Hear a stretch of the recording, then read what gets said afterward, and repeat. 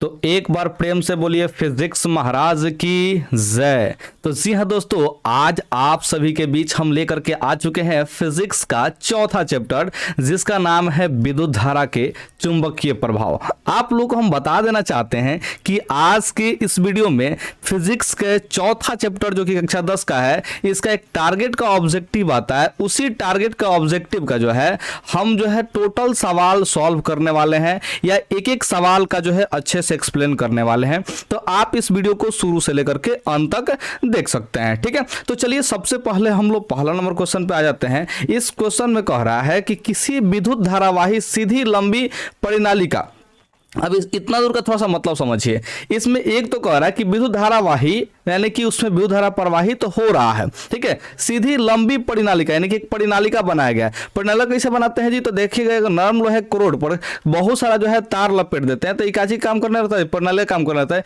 इसमें धारा से कनेक्ट कर दिया, किससे कनेक्ट किया जी? धारा से कनेक्ट किया, विद्युत धारा को प्रवाहित किया जा रहा है इससे, ठीक है। तो यानी कि ये जो काम करेगा ये चुंबक की भांति काम करेगा। किसके भांति काम करेगा जी? चुंबक के भांति काम करेगा। तो अब हम अज्यूम कर लेते हैं कि एक चुंबक यहाँ पे है, ठीक है। ये ध्यान रखिएगा, इसमें हम अज्यूम कर लेते हैं कि इधर नॉर्थ पोल हुआ, इधर साउथ पोल हुआ, यानी कि इधर उत्तरी ध्रुव हुआ और इधर दक्षिणी ध्रुव हुआ। तो इतना दूर का मतलब आप लोग समझ चुके हैं। हम कह रहा है कि इसके भीतर चुंबकीय क्षेत्र क्या होगा? तो इसके भीतर चुंबकीय क्षेत्र क्या होगा? तो इसके भीतर चुंबकीय क्षेत्र जो होता है समान होता है। तो यानी कि इसमें क्या होगा जी? शून्य होता है? नहीं, शून्य नहीं होगा। इसके सिरों की ओर जाने पर घटता है? नहीं, ये भी नहीं होगा। इसके सिरों की ओर जाने पर बढ़ता है? ये भी नहीं होगा। सभी बिंदुओं पर समान होता है? जी हाँ, ऑप्शन जो है डी बिल्कुल सही आंसर होगा। लेकिन सिर्फ और सिर्फ यही याद नहीं रखना है, थोड़ा सा इससे समझ जो है बहुत सारा फैक्ट होता है, उसको भी याद रखने का प्रयास कीजिए, क्योंकि परीक्षा में जो है सवाल उससे भी पूछे जा सकते हैं। तो चलिए हम सारे फैक्टों को जो है चीज एक जगह इकट्ठा कर देते हैं। तो सबसे पहले समझिए, अगर कोई चुंबक है, अगर कोई क्या है जी? चुंबक है, तो इस चुंबक में ध्यान रखिएगा कि चुंबकीय क्षेत्र रेखा इसके चारों तरफ क्या खींची जाती है जी? चुंबकीय क्षेत्र रेखा खींची जाती है, जो कि काल्पनिक होती है। इस बात का ध्यान रखिएगा। अब चुंबकीय क्षेत्र रेखाएं जो है, चुंबकीय बल रेखाएं हैं, ये हमेशा नॉर्थ पोल से निकल करके साउथ पोल की तरफ जाती है। नॉर्थ पोल से निकल कर किधर जाती है जी? साउथ पोल की तरफ। और अंदर जो होता है वो साउथ पोल से नॉर्थ पोल की तरफ जाती है। इसका मतलब जो है ये जो है एक लूप बनाती है, बंद वक्र बनाती है, ठीक है। तो ध्यान रखिएगा, किसी भी चुंबक का चुंबकीय क्षेत्र रेखाएं जो होती है वो बंद वक्र बनाती है। क्या बनाती है जी? बंद वक्र। सबसे पहला चीज याद रखिएगा, बंद वक्र। चुंबक के बाहर का बात करें तो उत्तर से दक्षिण की तरफ जाएगी, उत्तर से दक्षिण की तरफ चुंबकीय बल रेखा किधर जाएगी जी? उत्तर से दक्षिण की तरफ जाएगी, चुंबक के बाहर। अगर चुंबक के अंदर की बात करते हैं तो वो जो है दक्षिण से उत्तर की तरफ जाएगी। किधर से किधर जाएगी जी? दक्षिण से उत्तर की तरफ। कब? चुंबक के अंदर जाएगी, ठीक है। इस बात का ध्यान रखिएगा। अच्छा, एक और चीज ध्यान रखिएगा कि जहां पे चुंबकीय क्षेत्र रेखाओं की संख्या ज्यादा होगा, जैसे मान चले कि यहाँ पे चुंबकीय क्षेत्र रेखाएं जो है ज्यादा है, यहाँ पे चुंबकीय क्षेत्र रेखाएं क्या है जी? बहुत ज्यादा है, तो यहाँ पे जो है चुंबकीय बल बहुत ज्यादा होगा। अगर मान चले कि यहाँ पे चुंबकीय क्षेत्र रेखाएं जो है कम है, तो यहाँ पे चुंबकीय बल का मान भी बहुत कम होगा। यानी कि चुंबकीय क्षेत्र रेखाओं की संख्या पे चुंबकीय बल का मान निर्भर करता है। सिंपल सा शब्दों में यह कहे तो जहां पे चुंबकीय क्षेत्र रेखाएं अधिक होंगी वहां पे जो है चुंबकीय बल जो है ज्यादा लगेगा, जहां पे कम रेखाएं होंगी वहां पे चुंबकीय बल कम लगेगा। तो 4-5 फैक्ट है, आप लोग याद रख लीजिएगा, क्योंकि इससे संबंधित भी सवाल पूछे जाते हैं परीक्षा में। उम्मीद करते हैं कि आपको पहला नंबर क्वेश्चन बहुत अच्छे ढंग से समझ में आ चुका है। तो चलिए अब हम दूसरे नंबर क्वेश्चन पे चले आते हैं। और दूसरा नंबर क्वेश्चन जो है क्या ही बताएं यार, ये तो फ्लेमिंग वाला दे दिया है, और फ्लेमिंग वाला में फ्लेम जलाइए, फ्लेम जलाइए मतलब आग लगा दीजिए, ठीक है। ध्यान रखिएगा, समझिए थोड़ा सा ध्यान से। फ्लेमिंग के वाम हस्त नियम में बाएं हाथ की तर्जनी संकेत करती है। यहां पे तर्जनी का बात करता है। तर्जनी जो है उंगली का एक नाम है। नाम को थोड़ा सा अच्छे से समझने का प्रयास करते हैं। आपका मान के चलते हैं कि ये वाला जो है अंगूठा हो गया, ये क्या हो गया जी? आपका अंगूठा हो गया, ठीक है। तो हम इसका नाम देते हैं अंगूठा, ठीक। आप जो है बाएं हाथ का ध्यान रखिएगा, वाम हस्त नियम है ना जी, तो इसमें बायां हाथ निकालना है। कौन सा हाथ निकालना है? बायां हाथ, यानी कि लेफ्ट हैंड आपको निकाल लेना है। तो लेफ्ट हैंड का ये आपका अंगूठा हो गया, ठीक है। अब यहाँ पे थोड़ा समझिए, ये मान के चले कि मध्यमा हो गया, ये आपका कौन सा उंगली हो गया जी? मध्यमा उंगली हो गया, यानी कि बीच वाला उंगली हो गया। कौन सा उंगली हो गया जी? बीच वाला उंगली। तो आप अंगूठा निकाल लिए, बीच वाला उंगली निकाल लीजिए। उसको देखिए, अंगूठा और बीच वाला जो उंगली होता है, यानी कि मध्यमा जो उंगली होता है, उसके बीच में एक और उंगली होगा, उसका नाम होगा क्या चीज जी? तर्जनी नाम होगा। क्या नाम होगा जी? तर्जनी। तो यहाँ पे ध्यान रखिएगा इस बात का कि जो फ्लेमिंग का बाह्य हस्त नियम है वो तीनों जो है इस उंगली को एक दूसरे के लंबवत रखा जाता है, ठीक है। और एक दूसरे को जब लंबवत रखते हैं तो ऐसी स्थिति में हम ये आपको बताते हैं कौन कौन क्या डिनोट करता है, ठीक है।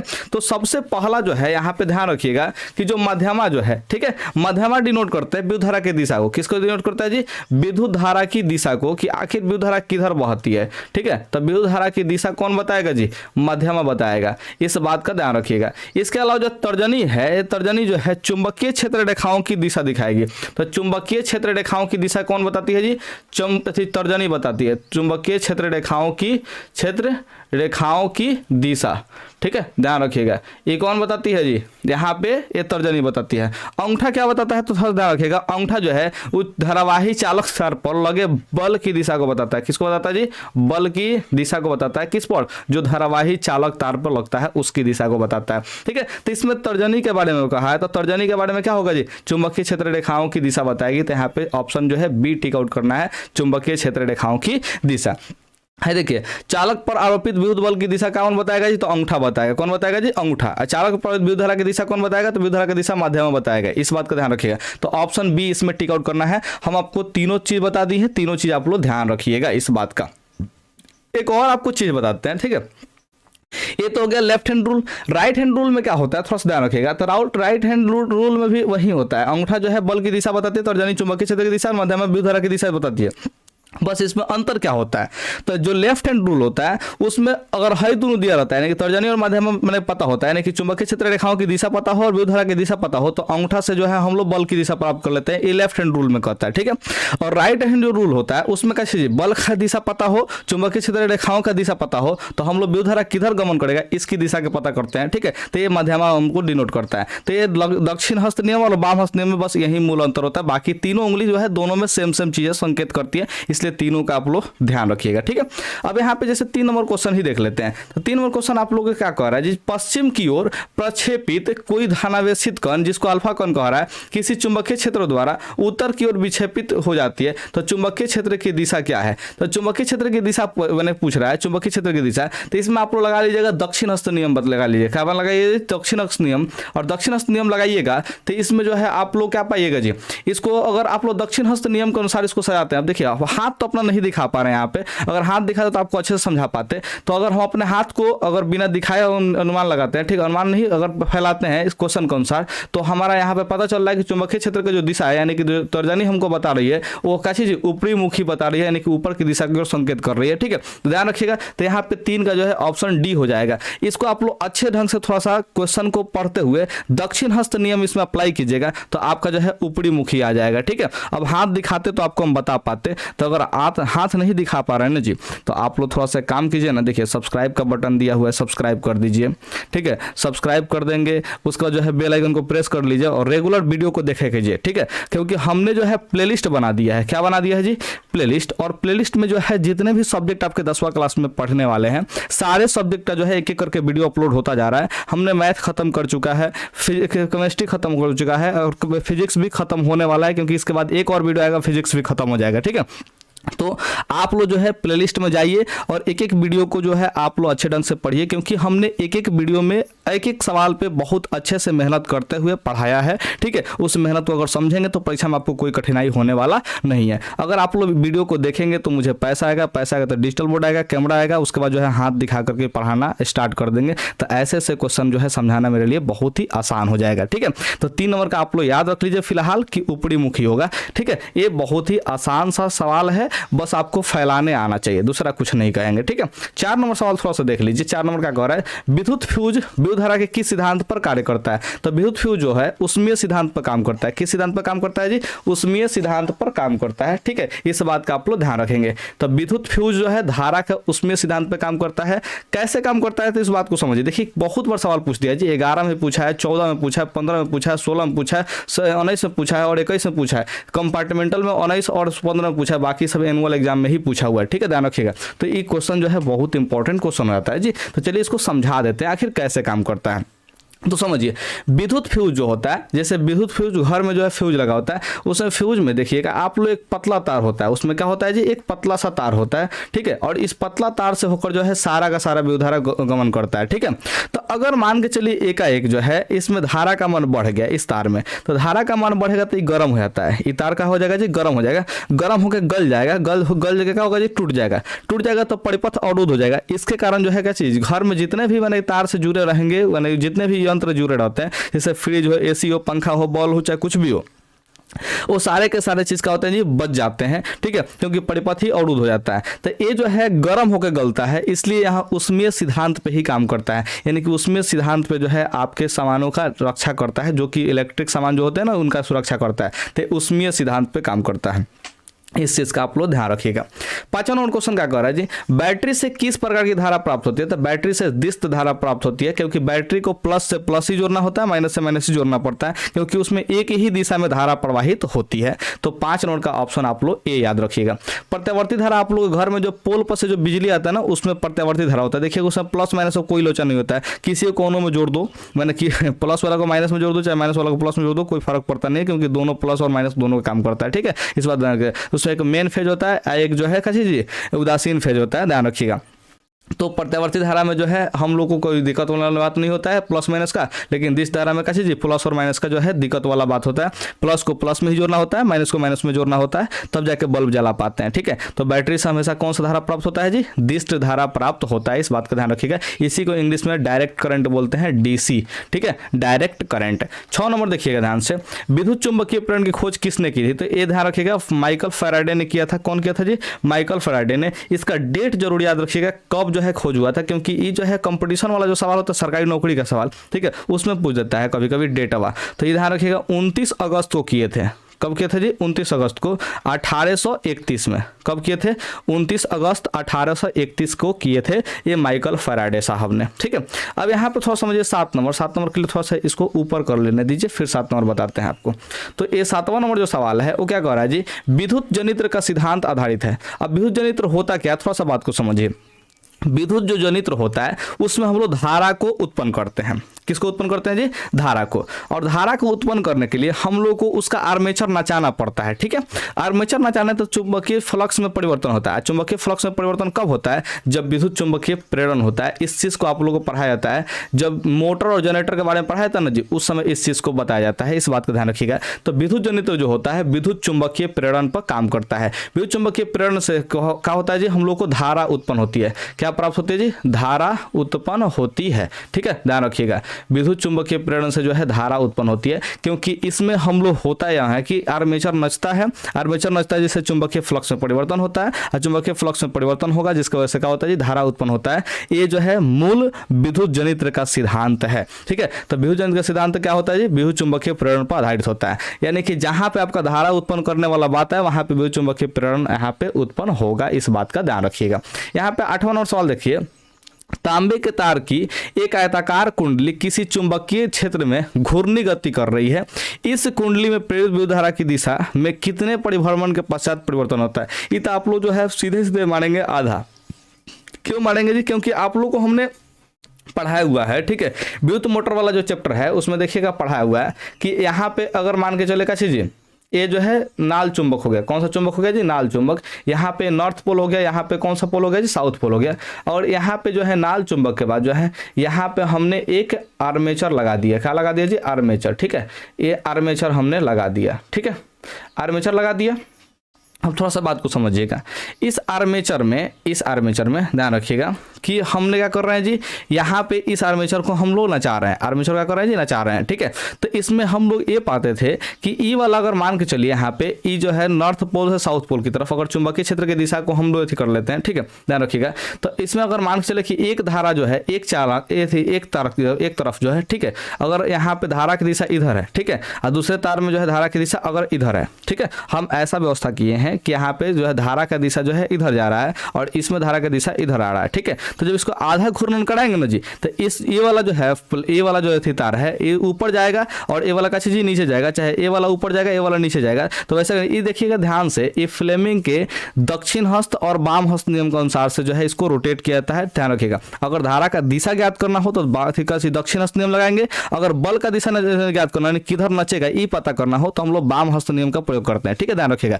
हम यहाँ पे सिंपल आपको समझाने का यही प्रयास कर रहे हैं कि यहाँ पे देखिए आप लोग को हमने क्या बताया है कि ये जो है तार जो है, अगर मान के चले कि ये जो है यहाँ पे इधर की दिशा में जा रहा है, यानी कि राइट साइड में जा रहा है, और नीचे वाला जो तार है इसमें लेफ्ट साइड की तरफ जा रहा है। और आधा घूर्णन जैसे ही करता है तो ऐसे ही क्या होता है, ये वाला जो है तार इधर जाता है और ये वाला तार इधर जाता है, ठीक है। तो ऐसे स्थिति में क्या होता है, दोनों तार में धारा का मान जो है पलट जाता है, यानी कि बदल जाता है, यानी कि धारा का दिशा जो है बदल जाता है। इस चीज को हमने समझाया है अच्छे से, विद्युत जब मोटर पढ़ा रहे थे, चाहे विद्युत जनित्र पढ़ाते हैं, यानी कि जनरेटर पढ़ा रहे थे, उस समय जो है आपको हमने बताया हुआ है कि आधा चक्र जब पूरा करता है तो वैसे स्थिति में जो है आप लोग का उत्पन्न हो जाता है जी, यहाँ पे ऐसे धारा का दिशा जो है बदल जाता है, यानी कि आधा परिभ्रमण में जो है धारा का दिशा बदलता है। अब इस क्वेश्चन को भी अगर अच्छे से समझाने का प्रयास किया जाए तो मेरा हाथ को दिखाना बहुत जरूरी है, क्योंकि हाथ को दिखाएंगे और साथ में इस फिगर को समझाएंगे तब जाके जो है, चाहे इसको प्रयोग द्वारा अगर बता पाए तो सबसे ज्यादा आपको समझ में आ जाएगा, ठीक है। तो आप लोग बस इतना वो समझिए कि ये जो है आप लोगों को चैनल सब्सक्राइब कर लेना है, क्योंकि जितना बजट आएगा उसके हिसाब से आपको जो है एजुकेशन प्रोवाइड करते जाया जाएगा, ठीक है। तो आप लोग जो है इस चैनल को सब्सक्राइब कर लीजिए और रेगुलर वीडियो देखिए, शुरू से लेकर के अंत तक वीडियो देखिए, आपको मजा आएगा। फिलहाल इस क्वेश्चन का आंसर जो है ऑप्शन सी रट लीजिए, या इसको आपको याद कर लेना है, ठीक है, ध्यान रखिएगा। अब यहाँ पे 8 नंबर के बाद जो है हम लोग सीधे से 9 नंबर पे जाते हैं, और 9 नंबर जो है सवाल क्या कह रहा है थोड़ा सा समझने का प्रयास कीजिए।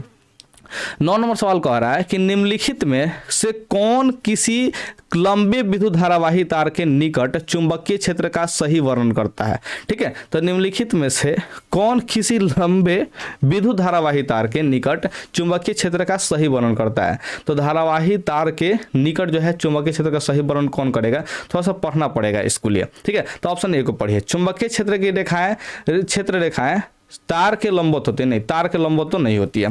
चुंबकीय क्षेत्र की क्षेत्र रेखाएं तार के समांतर होती है, नहीं समांतर भी नहीं होती है, ठीक है, ध्यान रखिएगा। चुंबकीय क्षेत्र की रेखाएं, चुंबकीय क्षेत्र की क्षेत्र रेखाएं अड़ीय होती है, जिसका उद्भव तार होता है, नहीं उद्भव तार तो नहीं होता है, ठीक है, ध्यान रखिएगा। और चुंबकीय क्षेत्र की सकेंद्रीय रेखाओं पर तार, जी हाँ, ए वाला जो है ऑप्शन बिल्कुल सही है, चुंबकीय क्षेत्र की सकेंद्रीय क्षेत्र रेखाओं का केंद्र तार होता है, ठीक है। ये कहाँ से उत्पन्न होता है जी, तार से ही उत्पन्न होता है, इस बात का ध्यान रखिएगा। तो यहाँ पे 9 नंबर का जो है ऑप्शन डी बिल्कुल सही आंसर है, ठीक है। तो यहाँ पे आप लोग इसको भी याद कर जाइएगा। 10 नंबर सवाल थोड़ा सा देखिए बढ़िया से, क्या कह रहा है जी, विद्युत चुंबकीय प्रेरण की परिघटना है। विद्युत चुंबकीय प्रेरण आपको हमने बताया, इसे विद्युत धारा उत्पन्न किया जाता है, क्या उत्पन्न किया जाता है जी, विद्युत धारा उत्पन्न किया जाता है, ठीक है। तो यहाँ पे ध्यान रखिएगा, विद्युत चुंबकीय प्रेरण की परिघटना किसी वस्तु को आवेशित करने की प्रक्रिया है, नहीं आवेशित इससे नहीं करते हम लोग, विद्युत धारा उत्पन्न करते हैं, ध्यान रखिएगा। किसी कुंडली में विद्युत धारा प्रवाहित होने के कारण चुंबकीय क्षेत्र उत्पन्न, नहीं चुंबकीय क्षेत्र उत्पन्न नहीं करते हैं, ठीक है, ध्यान रखिएगा। ये तो चुंबकीय क्षेत्र के कारण यहाँ पे विद्युत धारा उत्पन्न होता है ना, तो चुंबकीय क्षेत्र उत्पन्न नहीं करते हैं। सी नंबर देखिए, कुंडली तथा चुंबक के बीच आपेक्षिक गति के कारण, कुंडली तथा चुंबक के बीच, जी हाँ आपेक्षिक गति हो रहा है, तो इस कारण कुंडली में प्रेरित विद्युत धारा उत्पन्न करने के लिए, जी हाँ विद्युत धारा उत्पन्न करने के लिए ही हम लोग क्या करते हैं जी, चुंबकीय प्रेरण की परिघटना दर्शाते हैं, ठीक है, ध्यान रखिएगा। और इसके लिए कुंडली और चुंबक में आपेक्षिक गति कराते हैं, क्या कराते हैं जी, आपेक्षिक गति, यानी कि एक को स्थिर रख के दूसरा को नचाते हैं, चाहे दूसरा को स्थिर रख के पहला वाले को नचाते हैं, ठीक है। तो दोनों ही स्थितियों में क्या होता है जी, विद्युत धारा का मान प्रेरित हो जाता है, ध्यान रखिएगा। तो 10 नंबर का जो है ऑप्शन सी होगा। और इस चीज को भी आपको समझाया जाता है मोटर वाला ही चैप्टर में, चाहे मोटर जब समझाया जाता है ना उसी समय इस चीज को भी समझाया जाता है। उम्मीद करते हैं कि आप लोग याद रखे हैं। अब देखिए यहाँ पे 11 नंबर सवाल जो है आप लोग के लिए बहुत बढ़िया सवाल है, ठीक है। तो 11 नंबर सवाल देखिए क्या कह रहा है, कह रहा है कि विद्युत धारा उत्पन्न करने की युक्ति क्या होता है। तो विद्युत धारा किससे उत्पन्न होता है, तो आप लोग ध्यान रखिएगा, विद्युत धारा जो है जनरेटर से उत्पन्न होता है, यानी कि जनित्र से उत्पन्न होता है। तो 11 का जो है ऑप्शन ए होगा। एमीटर जो है विद्युत धारा को मापता है, ठीक है। गैल्वेनोमीटर ये पता लगाता है कैसे जी कि उसमें विद्युत धारा है कि नहीं है। मोटर ये तो जो है विद्युत धारा उसमें देते हैं तो ये नचने लगता है। मोटर क्या होता है, तो जिसमें विद्युत धारा हम लोग देते हैं तो उसमें नचता है, जैसे पंखा हुआ, पंखा में हम लोग करंट देंगे तो पंखा नचेगा, ठीक है। तो विद्युत धारा अगर देने से क्या होगा जी, उसका आर्मेचर जो है नचने लगता है, तो समझिएगा वो मोटर है, ठीक है, वो क्या है जी, मोटर है। और जनित्र क्या करता है जी, उसका आर्मेचर को नचाने पर जो है वो विद्युत धारा उत्पन्न करता है, ठीक है, तो जनित्र हुआ। तो 11 नंबर का हो जाएगा जी ऑप्शन ए होगा, क्योंकि ये विद्युत धारा उत्पन्न करता है। तो 11 का हो जाएगा जी ऑप्शन ए हो जाएगा। 12 नंबर समझिए, किसी एसी जनित तथा डीसी जनित में एक मूलभूत अंतर यहाँ है। ये तो आप लोगों को सीधे से बताया था कि एक क्या चीज़ है, डीसी जनित में विभक्त वलय होगा। कैसा वलय होगा जी? विभक्त वलय होगा, जो कि दिक् परिवर्तन का काम करेगा। क्या चीज जी? दिक् परिवर्तन का काम करेगा, ध्यान रखिएगा। और एसी जनित जो होता है इसमें जो है सर्पी वलय होता है, यानी कि पूरा कंप्लीट वलय होता है। कौन सा वलय होता है जी? सर्पी वलय होता है, यानी कि पूरा कंप्लीट वलय होता है। ये आप लोग को पढ़ाया जाता है एसी जनित और डीसी जनित में मूल अंतर के रूप में, ठीक है। तो इसका ऑप्शन को पढ़ते हैं। एसी जनित में विद्युत चुंबक होता है, जबकि डीसी जनित में अस्थायी चुंबक होता है। नहीं, ये जो है विद्युत चुंबक तो नहीं होता है एसी जनित में, ध्यान रखिएगा। डीसी जनित उच्च वोल्टेज नहीं, उच्च वोल्टेज डीसी में नहीं उत्पन्न होता है। एसी में भी उच्च वोल्टेज ये भी उत्पन्न करने का जो है मैंने जनन नहीं करता है, ध्यान रखिएगा। यहाँ पे देखिए एसी जनित में सर्पी वलय होता है, जबकि डीसी जनित में दिक् परिवर्तक होता है। दिक् परिवर्तन वही विभक्त वलय वाला जो है वो होता है, ठीक है, ध्यान रखिएगा। तो ये वाला जो है ऑप्शन बिल्कुल सही होगा, 12 नंबर का जो है ऑप्शन डी बिल्कुल सही होगा। यही देखिए विभक्त वलय का मतलब देखिएगा आप लोग जो है उसमें बताया जाता है कि ये जो है वलय बीच में से कटा हुआ रहता है, इस पे कार्बन का ब्रूस लगा होता है, इस पे क्या लगा होता है? कार्बन का ब्रूस लगा होता है, ठीक है। और वहीं सर्पी वलय में पूरा वलय होगा, क्या होगा जी? पूरा वलय होगा, लेकिन इसमें ध्यान रखिएगा दो गो अथी होता है, एगो से इसको जोड़ा जाता है, एगो का चीज एगो से इसको जोड़ा हुआ रहता है, ठीक है, ध्यान रखिएगा। तो ये जो है यहाँ पे आर्मेचर से जाके इससे जुड़ा होता है, तो ये जो है सर्पी वलय है और ये जो है विभक्त वलय है। तो ये जो है दिक् परिवर्तन काम करेगा, यानी कि दिशा को मेंटेन रखेगा, प्लस को प्लस में रखेगा, माइनस को माइनस में रखेगा। आई वाला जो है प्लस माइनस दोनों का काम करेगा, क्योंकि इसका जो है बार बार दिशा परिवर्तन होगा आधा घूर्णन के बाद, जो कि आप लोगों को वहाँ पे क्वेश्चन बताया ना, आधा घूर्णन के बाद जो है दिशा परिवर्तन होता है, ध्यान रखिएगा। तो यहाँ पे आधा घूर्णन के बाद बार बार दिशा पलटेगा, यानी कि एसी वाला मैंने कि एसी होगा जनित्र होगा, और एक वाला हो जाएगा जी डीसी वाला जनित्र हो जाएगा, ठीक है। तो यह ध्यान रखिएगा कि ये मूल अंतर है, यही 12 का डी है, ठीक है। ये भी जब मोटर पढ़ाया था, जनित्र पढ़ाया था, तो विभक्त वलय के बारे में और सर्पी वलय के बारे में पढ़ाया जाता है। तो आप लोग इसको ध्यान से पढ़े होंगे, उम्मीद करते हैं, इसलिए आपको याद भी है, ठीक है। अब 13 नंबर सवाल को समझते हैं। 13 नंबर सवाल क्या कह रहा है जी? तो 13 नंबर सवाल जो है यहाँ पे लघु पथन के समय परिपथ में विद्युत धारा का मान, ठीक है, लघु पथन के समय परिपथ में विद्युत धारा का मान क्या होता है? तो लघु पथन में जो है, लघु पथन का जो समय होता है, ठीक है, उस समय क्या होता है कि दो तार आपस में चिपक जाते हैं। तो दो तार अगर आपस में चिपक गए, मान चले इसमें भी करंट है, इसमें भी करंट है, ठीक है, तो दोनों से ही करंट जा रहा है। तो ऐसी स्थिति में देखिए इस बिंदु पर दोनों तारों करंट एक साथ मिल रहा है, तो इसका मतलब यहाँ पे धारा का मान क्या होगा जी? बहुत अधिक बढ़ जाएगा। तो 13 का जो है यहाँ पे सी हो जाएगा। 13 का हो जाएगा जी सी हो जाएगा, कि बहुत अधिक धारा का मान बढ़ जाता है, क्योंकि यहाँ पे दो गो तार चाहे और भी तार जो है आके एक साथ चिपक गया, तो वहाँ पे धारा का मान बहुत ज़्यादा बढ़ जाएगा, ठीक है, ध्यान रखिएगा। तो यहाँ पे इसको क्या बोलते हैं जी? शॉर्ट सर्किट बोलते हैं। क्या बोलते हैं? शॉर्ट सर्किट बोलते हैं। 14 नंबर देखिए, डायनेमो से किस प्रकार की धारा प्राप्त होती है? तो डायनेमो से डीसी मैंने देखिए दिष्ट धारा भी प्राप्त कर सकते हैं, प्रत्यावर्ती धारा भी प्राप्त कर सकते हैं। तो मेरे ख्याल से दोनों धाराएं होंगे, ठीक है, क्योंकि ये जो है विभक्त वलय पे ही काम करने के चाहिए, वलय के अनुसार जो होगा। अगर सर्पी वलय हुआ तो प्रत्यावर्ती धारा उत्पन्न हो जाएगा, अब विभक्त वलय हुआ तो क्या चीज़? दिष्ट धारा भी उत्पन्न हो जाएगा। तो डायनेमो से हम लोग दोनों टाइप का धारा जो है प्राप्त कर सकते हैं। तो 14 नंबर का हमको ऑप्शन सी ही ज़्यादा सही लगता है, ठीक है, इस बात को ध्यान रखिएगा। 15 नंबर सवाल देखिए, विद्युत बल्ब के भीतर। तो विद्युत बल्ब के भीतर जो है निष्क्रिय गैस भरते हैं। काची भरते हैं जी? निष्क्रिय गैस। इसको तो हमने बहुत बार बताया हुआ है। क्यों भरते हैं निष्क्रिय गैस? क्योंकि जो है देखिए, अगर मान चले कि ये विद्युत बल्ब है, एक अच्छी है जी विद्युत बल्ब जो है यहाँ पे उपस्थित है, ठीक है। तो विद्युत बल्ब में जो है टंगस्टन का जो है इसका फिलामेंट लगा होता है, ठीक है। अभी टंगस्टन का जो फिलामेंट है जब जलता है ना विद्युत बल्ब, ठीक है, तो ये बहुत ज़्यादा गर्म होता है। अब बहुत ज़्यादा गर्म हो जाने की वजह से ध्यान रखिएगा कि अगर यहाँ पे जो है क्या चीज़ सक्रिय गैस भर दें, जो अभिक्रिया करने वाला गैस भर दें, तो अभिक्रिया करने वाला गैस भर देंगे तो टंगस्टन से अभिक्रिया कर लेगा, और टंगस्टन से जब अभिक्रिया करेगा तो ये भंगुर होकर टूट जाएगा। तो इससे ज़्यादा दिन तक ये बॉल चलेगा नहीं, ठीक है। इसलिए इस बॉल के भीतर क्या भरते हैं जी? यहाँ पे निष्क्रिय गैस भर देता है, ताकि जो है टंगस्टन कभी अभिक्रिया कर ही नहीं पाए, और अभिक्रिया नहीं करेगा तो लंबा समय तक ले टिका हुआ रहेगा।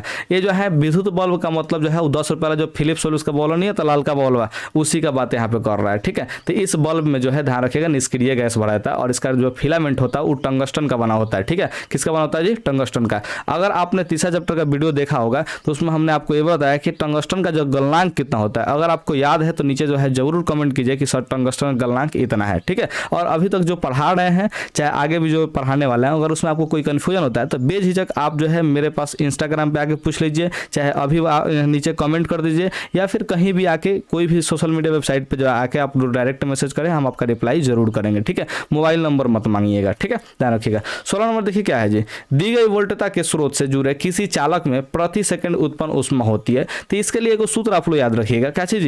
P = I² R, ठीक है। ये सीधा सीधा मतलब यही होता है कि इसमें जो है क्या चीज, जो ऊष्मा उत्पन्न होता है वो जो है यहाँ पे I² के समानुपाती होता है। यहाँ पे R जो है नियतांक होता है जो कि समानुपाती का चिन्ह हटाने से आता है, ठीक है, ध्यान रखिएगा। तो यानी कि इसका मतलब क्या हुआ जी कि जो मैंने कि यहाँ पे हो रहा है कि दी गई वोल्टा के स्रोत से जुड़े किसी चालक में प्रति सेकंड उत्पन्न ऊष्मा क्या होता है, तो उत्पन्न जो ऊष्मा होगा वो धारा के वर्ग का चीज समानुपाती होगा। जो I² होता है, I² क्या बोलेंगे, विद्युत धारा का वर्ग, क्या बोलेंगे जी, विद्युत धारा का वर्ग, इसका समानुपाती होगा। तो यहाँ पे ऑप्शन जो है बी बिल्कुल सही आंसर होगा, ठीक है। तो 16 नंबर का होगा जी ऑप्शन बी होगा, ये ध्यान रखिएगा। तो 16 का ऑप्शन आप लोग बी टिक आउट कर लीजिएगा, 17 नंबर पे आ जाइए, ठीक है।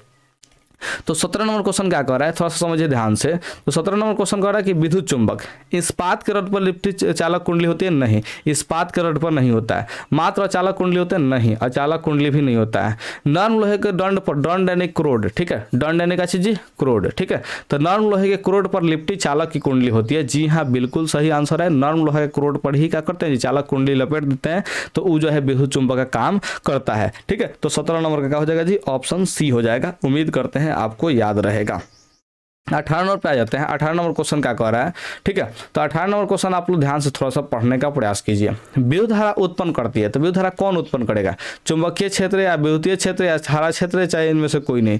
तो ये ध्यान रखिएगा। अरे तो क्वेश्चन बड़ा कंफ्यूजिंग दे दिया जी, कोई बात नहीं, थोड़ा समझिए। विद्युत धारा उत्पन्न करती है, विद्युत धारा जो है उत्पन्न करेगा, ये जो है चुंबकीय क्षेत्र के कारण उत्पन्न होगा, ध्यान रखिएगा। यहाँ पे ये जो है जनित्र वाला जो है सवाल है, जनित्र का सवाल है, किसका सवाल है जी, जनित्र का। तो चुंबकीय क्षेत्र जो है क्या कर सकता है जी, विद्युत धारा को उत्पन्न कर सकता है, क्योंकि चुंबकीय क्षेत्र में से जो है चुंबकीय फ्लक्स में अगर परिवर्तन लाते हैं तो वहां से विद्युत धारा का मान उत्पन्न होता है, वहीं विद्युत चुंबकीय प्रेरण होता है, ठीक है। तो 18 नंबर का ऑप्शन ए ही ज्यादा सही आंसर लग रहा है, बाकी ऑप्शन मेरे ख्याल से होंगे नहीं। तो 18 का ऑप्शन जो है ए टिक आउट कीजिएगा, क्योंकि विद्युत चुंबकीय प्रेरण का सिद्धांत जो है यही कहता है चुंबकीय क्षेत्र के कारण विद्युत धारा उत्पन्न होती है, ठीक है, ये ध्यान रखिएगा। तो 18 का जो है ऑप्शन ए टिक आउट कर लीजिएगा। 19 नंबर देखिए, पृथ्वी का विभव होता है, तो पृथ्वी का विभव तो आप लोग याद रखिएगा, धरती का विभव कितना होता है, 0 होता है। धरती का विभव कितना होता है, 0। और धरती के नीचे जितना भी करंट हम लोग समाहित कर दें, सबका जो है वोल्टेज का हो जाएगा जी 0 हो जाएगा, इस बात का ध्यान रखिएगा। सबका विभवांतर जो है विभव का हो जाएगा जी 0 हो जाएगा, कि धरती में कितना भी करंट समाहित कर दीजिए उसको कोई फर्क पड़ने वाला नहीं है। तो पृथ्वी का विभव क्या होता है जी, 0 होता है। 20 नंबर देखिए, विद्युत फ्यूज जो है तार में मिश्रण होता है, तो ये जो होता है टीन और लेड का होता है, ठीक है। तो इसमें ऑप्शन कौन होगा जी, अच्छा लेड का यहाँ पे शीशा दे दिया है, शीशा को ही हम लोग क्या बोलते हैं जी, लेड बोलते हैं। तो यहाँ पे ऑप्शन जो है ए हो जाएगा, 20 का क्या हो जाएगा जी, ऑप्शन ए हो जाएगा, इस बात का आप लोग ध्यान रखिएगा। तो विद्युत फ्यूज जो होता है उसका जो तार, विद्युत फ्यूज आपको बताया था तो चित्र, ठीक है, यहाँ पे ये विद्युत फ्यूज हो गया। इसमें देखिएगा एगो तार होता है, इसमें एगो पतला सा तार लगाया था, ठीक है, ध्यान रखिएगा। ये तार जो है किसका बना होता है, तो ध्यान रखिएगा टीन और शीशा का बना होता है, और इसका गलनांक बहुत कम होता है। ये टीन और शीशा का जो बना होता है विद्युत फ्यूज, इसका गलनांक क्या होता है जी, बहुत कम होता है, ठीक है, ध्यान रखिएगा। तो ये जो है विद्युत फ्यूज में यानी कि इसका उपयोग किया जाता है। 21 नंबर थोड़ा सवाल समझिए ध्यान से। 21 नंबर सवाल क्या कर रहा है, विद्युत वाहक बल का मात्रक होता है, विद्युत वाहक बल का मात्रक जो है वोल्ट होता है, ठीक है। विद्युत वाहक बल का मात्रक कितना होता है जी, वोल्ट होता है, इसको आप लोग याद रख लीजिएगा। अब विद्युत वाहक बल का परिभाषा हम आपको जो है बता देना चाहते हैं। जैसे दो को खुला, मैंने कि देखिए कोई भी परिपथ है, ठीक है, कोई भी परिपथ, तो उसका दो खुला सिरा अगर है, ठीक है, तो उसके बीच में अगर इकाई आवेश को प्रवाहित करते हैं तो उसके लिए जितना भी काम करेंगे उस काम के मात्रा को ही उस दो बिंदु का कहेंगे जी विद्युत वाहक बल कहेंगे, ठीक है। तो इसका परिभाषा कैसे बनाएंगे थोड़ा समझिएगा ध्यान से। अगर मान चले कि जो है कैसे जी, ये मान चले कि तार है, ठीक है, इसका दो खुला सिरा हो गया, एक खुला सिरा होगा जी, दो खुला सिरा हो गया। तो इस खुला सिरा के जो बीच में देखिए ध्यान से, इसमें आवेश को प्रवाहित कराना है, आवेश को क्या करना है, प्रवाहित करना है। तो यानी कि एक बिंदु से क्या करना है जी, दूसरे बिंदु तक ले जो है आवेश को प्रवाहित कराना है, ठीक है। तो ऐसी स्थिति में आवेश को प्रवाहित करने के, चाहे आवेश को ले जाने में जितना कार्य किया जाएगा, जितना कार्य किया जाएगा उस कार्य के मात्रा को ही क्या बोलेंगे जी, विद्युत वाहक बल बोलेंगे। और इसका मान जो है, इसका मात्रक जो होता है वोल्ट होता है, ठीक है। तो अगर आप लोग विद्युत वाहक बल का परिभाषा लिखना चाहें तो देखिए हम परिभाषा आपको बताते हैं, थोड़ा सा लिख लीजिए। परिभाषा हम लिखवा ही देते हैं, हम एक बार बोल रहे हैं, आप लोग पॉज कर करके लिख लीजिएगा। हम बोल दे रहे हैं परिभाषा, किसी परिपथ के दो खुले सिरे के बीच इकाई धन आवेश चाहे इकाई आवेश को प्रवाहित करने में किए गए कार्य की मात्रा को उन दो बिंदुओं के बीच का विद्युत वाहक बल कहते हैं। इस परिभाषा को आप लोग लिख लीजिएगा, प्ले पॉज कर करके लिख लीजिएगा, ठीक है, ध्यान रखिएगा। यहाँ पे 22 नंबर सवाल देखिए, चुंबकीय क्षेत्र के प्रभाव में विद्युत धारा, चुंबकीय क्षेत्र के प्रभाव में विद्युत धारा। अच्छा, हम क्यों लिखने के लिए बोले, क्योंकि परीक्षा में कभी कभी पूछ देता है 2 नंबर में विद्युत वाहक बल का परिभाषित करें, ठीक है, तो आप लोग उस परिभाषा को लिख लीजिएगा क्योंकि 2 नंबर में पूछता है, ध्यान रखिएगा।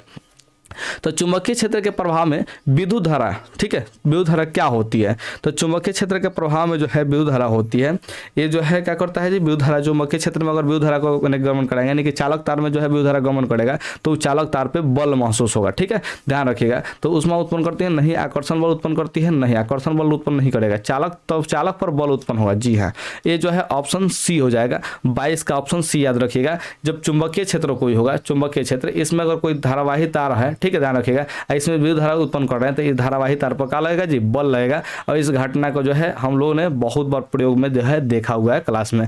ये जो है जितना भी क्वेश्चन इसमें उटपटांग टाइप का दिख रहा है ना, ये सब समझिए कि जनित्र और मोटर जो बढ़िया से पढ़ लिया ना जी, जनरेटर और मोटर दो चीज बहुत अच्छे से पढ़ लिया तो उसके लिए सारा का सारा ऑब्जेक्टिव जो है एकदम चुटकियों का खेल हो जाएगा, ठीक है, तो सारा का सारा ऑब्जेक्टिव जो है सॉल्व कर पाएगा। तो एक काम करते हैं, हम अपने चैनल पे जो है जनित्र के बारे में और विद्युत मोटर के बारे में पढ़ा देंगे, और जब पढ़ा देंगे ना तो इस वीडियो के डिस्क्रिप्शन जो है उसमें एक लिंक दे देंगे जिससे आप लोग जाकर के उस वीडियो को देख पाइएगा, ठीक है। तो अगर कभी दोबारा इस वीडियो पे लौट के आते हैं तो आप लोग डिस्क्रिप्शन में एक बार चेक कर लीजिएगा, हम उसमें पढ़ा करके लिंक डाल दिया रहेंगे, ठीक है, ध्यान रखिएगा। तो 22 नंबर का जो है ऑप्शन सी आप लोग याद रखिएगा। फिलहाल 23 नंबर सवाल को समझने का प्रयास करते हैं, ठीक है। तो 23 नंबर सवाल क्या कह रहा है जी, चुंबकीय बल क्षेत्र का ए सही मात्रक क्या होता है। तो चुंबकीय बल क्षेत्र का ए सही मात्रक जो होता है वो टेस्ला होता है, ये आप लोग याद रखिएगा। चुंबकीय बल क्षेत्र का जो है ए सही मात्रक क्या होता है, तो ये टेस्ला होता है, ठीक है। और टेस्ला किसके बराबर होता है, तो ध्यान रखिएगा न्यूटन प्रति एम्पियर मीटर के बराबर होता है, ठीक है, ध्यान रखिएगा, न्यूटन प्रति एम्पियर मीटर के बराबर होता है, ठीक है। तो टेस्ला किसके बराबर होता है, न्यूटन प्रति एम्पियर मीटर। हाई जो है सूत्र से परिभाषा लाया गया, इस सूत्र से मात्रक आया है, किससे मात्रक आया है, सूत्र से, और इसी को हम लोग क्या मान लेते हैं जी, टेस्ला मान लेते हैं, ठीक है।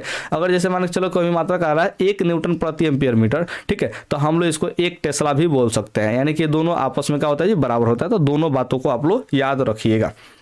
24 नंबर सवाल देखते हैं, चुंबक द्वारा धारावाही चालक पर लगाए गए बल की दिशा ज्ञात किया जाता है। तो बल का दिशा किससे ज्ञात करेंगे, तो लेफ्ट हैंड रूल से। किससे ज्ञात करेंगे जी, लेफ्ट हैंड रूल से, यानी कि ऑप्शन जो है ए हो जाएगा, फ्लेमिंग का वाम हस्त नियम। आपको हमने जो है दूसरा नंबर ही सवाल में बता दिया है, ठीक है। तो लेफ्ट हैंड रूल से हम लोग क्या ज्ञात करते हैं जी, बल की दिशा ज्ञात करते हैं, तो 24 का ऑप्शन ए हो जाएगा, ठीक है, ध्यान रखिएगा। अगर हम लोग धारावाही मैंने कि क्या चीज धारा का विद्युत धारा का दिशा ज्ञात करना हो तो हम लोग राइट हैंड रूल लगाएंगे, यानी कि दक्षिण हस्त नियम लगाएंगे, ठीक है। तो यहाँ पे 24 का जो है ऑप्शन ए बिल्कुल सही आंसर है, इसको याद कर लीजिएगा।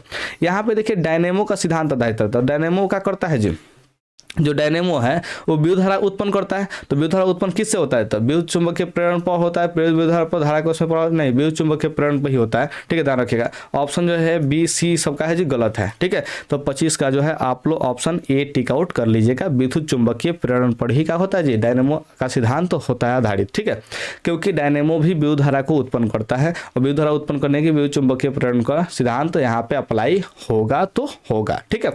26 नंबर सवाल को समझिए, विद्युत मोटर को चलाया जा सकता है, ठीक है। तो विद्युत मोटर को चलाया जा सकता है, किस पे चलाएंगे जी, प्रत्यावर्ती पे, डिस्ट पे, ये तो बनावट पे उसका निर्भर करेगा ना। तो ऑप्शन सी कीजिए, ठीक है। 26 का जो है ऑप्शन सी हो जाएगा। अगर उसमें विभक्त वाला होगा तो डीसी करंट उसमें देना पड़ेगा, अब विभक्त वाला नहीं होगा, सर्फी वाला होगा तो क्या चीज जी, प्रत्यावर्ती जो है धारा देना पड़ेगा, यानी कि एसी करंट देना पड़ेगा, ठीक है, ध्यान रखिएगा। तो ऑप्शन जो है सी टिक आउट करके रखिए, बहुत अच्छा आंसर ए हो जाएगा, ठीक है। 27 नंबर सवाल को देखते हैं क्या है जी, विद्युत मोटर क्रिया आधारित होते हैं। तो विद्युत मोटर क्रिया किस पर आधारित होगा जी, ठीक है। तो विद्युत मोटर जो है इसमें चुंबकीय क्षेत्र में धारा कैसी जी, ये जो है यहाँ पे विद्युत धारा और चुंबकीय प्रभाव पर नहीं, ये जो है ये विद्युत धारा और चुंबकीय प्रभाव पर जी, यही ऑप्शन सही होगा। आर्मेचर घूर्णन वाला नहीं होगा, क्योंकि ये तो घूर्णन कराएंगे, घूर्णन जो है इस पर जो है नहीं। विद्युत मोटर जो होता है इसमें हम लोग क्या करते हैं जी, विद्युत धारा मैंने कि देते हैं तो चुंबकीय प्रभाव उत्पन्न करता है, ठीक है। तो सी ऑप्शन नहीं होना चाहिए, इसका ऑप्शन होना चाहिए ए ही, ठीक है, जी हाँ, ऑप्शन ए होगा, क्योंकि विद्युत धारा उसमें देंगे, ठीक है। तो चुंबकीय प्रभाव कारण क्या होगा जी, वहां पे वो नचेगा, क्या होगा जी, उसका आर्मेचर नचेगा। तो ये जो है 27 का ऑप्शन ए होगा। तो इस कौन सिद्धांत पर आधारित रहेगा जी, विद्युत धारा और चुंबकीय प्रभाव पर ये आधारित रहेगा विद्युत मोटर, क्या जी, विद्युत मोटर। वहीं विद्युत जनित्र जो होता है वो क्या चीज जी, विद्युत चुंबकीय प्रेरण पे आधारित आधारित होता है, ध्यान रखिएगा। वो प्रेरण पर होता है कौन, जनित्र, और यहाँ पे जो है विद्युत मोटर किस पर आधारित होगा, विद्युत धारा और चुंबकीय प्रभाव पर आधारित होगा। तो 27 का आप लोग ऑप्शन ए याद रखिएगा, ठीक है, ध्यान रखिएगा। 28 नंबर देखिए, डायनेमो के द्वारा बदला जाता है। तो डायनेमो जो है विद्युत धारा को उत्पन्न करता है, यानी कि उसमें यांत्रिक ऊर्जा देंगे तो विद्युत धारा को, विद्युत ऊर्जा को उत्पन्न करेगा, ठीक है। तो यानी कि यांत्रिक ऊर्जा को विद्युत ऊर्जा में बदलता है कौन, डायनेमो। डायनेमो से ध्यान रखिएगा विद्युत धारा हम लोग ज्ञात करते हैं, विद्युत धारा हम लोग प्राप्त करते हैं। तो 28 का जो है ऑप्शन ए बिल्कुल सही आंसर हो जाएगा। अब यहाँ पे हम लाते हैं 29 नंबर पे, ठीक है। तो 29 नंबर सवाल जो है क्या कहता है, थोड़ा सा समझने का प्रयास कीजिए। तो 29 नंबर सवाल जो है, जब किसी चालक कुंडली की ओर या उससे दूर एक क्षर चुंबक को ले जाया जाता है। देखिए, चालक कुंडली की ओर ले जा रहे हैं क्षर चुंबक, चाहे उससे दूर लेके जा रहे हैं। ये ओस्टेड वाला प्रयोग है, कौन सा प्रयोग है जी, ओस्टेड का, ठीक है। तो चालक कुंडली की ओर लेके जा रहे हैं और फिर दूर लेके जा रहे हैं, तो कुंडली में धारा उत्पन्न होती है। जी हाँ, धारा उत्पन्न हुआ, क्या हुआ, उत्पन्न हो जी, धारा। तो यहाँ किस घटना का उदाहरण थे, तो यार विद्युत चुंबकीय प्रेरण वाला है। तो हमको लगा सवाल जो है बहुत भारी है, नहीं, ओस्टेड ने प्रयोग किया था काशी जी, यही वाला तो प्रयोग किया था कि चालक कुंडली था, उससे जो है यानी कि उसकी तरफ तेजी से जो है चुंबक जो है क्षर चुंबक उसको ले आ रहा था और लेके जा रहा था, ले आ रहा था, लेके जा रहा था। तो इससे क्या हो रहा था, चालक कुंडली में जो है धारा उत्पन्न हो रहा था, और धारा उत्पन्न होता था, इसी से क्या खोज हुआ था, विद्युत चुंबकीय प्रेरण में खोज हुआ था, इसी घटना से, ठीक है। तो 29 का जो है ऑप्शन ए हो जाएगा। 30 नंबर का देखिए, विद्युत धारा के कारण उत्पन्न चुंबकीय क्षेत्र की दिशा ज्ञात की जाती है। तो चुंबकीय क्षेत्र की दिशा किससे ज्ञात करेंगे, तो चुंबकीय क्षेत्र की दिशा जो है ज्ञात करने के लिए हम लोग को सबसे बढ़िया जो है वो क्या होता है जी, तो हम लोग का हो जाता है ये फ्लेमिंग का, ये तो वाम हस्त नियम नहीं ना होगा जी, दक्षिण हस्त नियम होगा। चुंबकीय क्षेत्र का दिशा ज्ञात करना है हम लोग को, दक्षिण हस्त नियम होगा, मैक्सवेल का दे दिया है, यहाँ पे फ्लेमिंग का देना चाहिए था, ऑप्शन गलती है जी, यहाँ पे सुधार कर लीजिए। जैसे ये फ्लेमिंग का दिया ना, तो वाम हस्त की जगह पे आप लोग कर लीजिए दक्षिण हस्त, ठीक है। यहाँ पे ऑप्शन जो है थोड़ा सा गलत दे दिया है। ये कौन सा नियम होगा जी, दक्षिण हस्त नियम से हम लोग ज्ञात करेंगे चुंबकीय क्षेत्र की दिशा। किससे ज्ञात करेंगे जी, दक्षिण हस्त नियम से ज्ञात करेंगे। हमने शायद सवाल नंबर 3 में भी शायद इसका चर्चा किया था, ठीक है, ध्यान रखिएगा। तो यहाँ पे 30 नंबर का जो है ऑप्शन आप लोग बी याद रखिएगा, लेकिन ऑप्शन बी में थोड़ा सा सुधार कर लीजिएगा, दक्षिण हस्त नियम। कौन सी याद रख लेगा जी, दक्षिण हस्त नियम, ठीक है। तो 30 नंबर का जो है ऑप्शन बी हो जाएगा, बी बिल्कुल सही आंसर होगा, लेकिन दक्षिण हस्त नियम का थोड़ा सा सुधार कर लीजिए, ऑप्शन में थोड़ा सा मिस्टेक दिया हुआ है। 31 नंबर सवाल देखते हैं जी, प्रेरित धारा की को दिशा प्राप्त होती है। जो धारा का दिशा प्राप्त होती है वो किससे प्राप्त करता है, धारा का दिशा हम लोग दक्षिण हस्त नियम से ही ज्ञात करते हैं। तो 31 का भी बी होगा, क्या होगा जी, 31 का भी बी होगा, दक्षिण हस्त नियम यानी कि राइट हैंड रूल, ठीक है। धारा की दिशा ज्ञात करना हो चाहे चुंबकीय क्षेत्र की दिशा ज्ञात करना हो, दक्षिण हस्त नियम लगाते हैं। अगर चालक तार पर कैसे माने कि बल किस दिशा में लगेगा, खाली अगर बल ज्ञात करना हो तो लेफ्ट हैंड रूल लगाते हैं, यानी कि वाम हस्त में लगाते हैं, ठीक है। और ध्यान रखिएगा दक्षिण हस्त चाहे वाम हस्त नियम जो है ये हम फ्लेमिंग का बताना है, किसका बता रहे हैं जी, फ्लेमिंग का बता रहे हैं, ध्यान रखिएगा। तो ये फ्लेमिंग का दक्षिण हस्त नियम के अनुसार जो है धारा का दिशा हम लोग याद करेंगे। तो 31 का जो है ऑप्शन बी हो जाएगा। 32 नंबर सवाल समझिए, विद्युत चुंबकीय प्रेरण उत्पन्न करने के लिए, विद्युत चुंबकीय प्रेरण उत्पन्न करने के लिए हम लोग क्या करेंगे, ठीक है। तो विद्युत चुंबकीय प्रेरण हम लोग और उत्पन्न करना चाहते हैं तो यहाँ पे किसी वस्तु का आवेशित करना पड़ेगा, नहीं, आवेशित तो नहीं करेंगे। यहाँ पे विद्युत चुंबकीय प्रेरण का मतलब धारा उत्पन्न हमको करना है, धारा का उत्पन्न करना है, धारा हमको क्या करना है जी, उत्पन्न करना है। तो इसके लिए क्या कर सकते हैं, तो कुंडली और चुंबक में परस्पर सापेक्ष गति धारा उत्पन्न करना पड़ता है। जी हाँ, यही ऑप्शन सही होगा। देखिए थोड़ा सा बात को हमने क्या बताया, कुंडली और चुंबक जो है, ठीक है, कुंडली और चुंबक, ठीक है, इसका हम लोग क्या करते हैं, परस्पर सापेक्ष गति कराते हैं। सापेक्ष गति मतलब एक को स्थिर रख के दूसरा को नचाते हैं, चाहे दूसरा को स्थिर रख के पहला वाला को नचाते हैं। तो नचाने का मतलब जो है इधर उधर मूव करते हैं, ठीक है, तेजी से मूव करते हैं, तो क्या होता है जी, धारा उत्पन्न होता है, और यही विद्युत चुंबकीय प्रेरण है, ठीक है। तो यहाँ पे 32 का जो है ऑप्शन बी होगा, जो कि ओस्टेड ने प्रयोग किया था, इस बात का ध्यान रखिएगा। तब 32 का जो है ऑप्शन बी आप लोग याद रखिएगा, ठीक है। अब यहाँ पे हम लोग 33 नंबर सवाल पे चलते हैं, ठीक है। कितना सवाल पे चलते हैं जी, 33 नंबर सवाल पे। तो 33 नंबर सवाल क्या कह रहा है, थोड़ा समझने का प्रयास कीजिए। ये क्या हो गया जी, यहाँ पे कुछ दूसरा चीज है, ठीक है। 33 नंबर देखिए, किसी कुंडली में प्रेरित विद्युत वाहक बल का मान उसके संबंध चुंबकीय फ्लक्स में परिवर्तन का दर का क्या होता है जी, तो समानुपाती होता है। ये क्या होगा जी, समानुपाती होगा।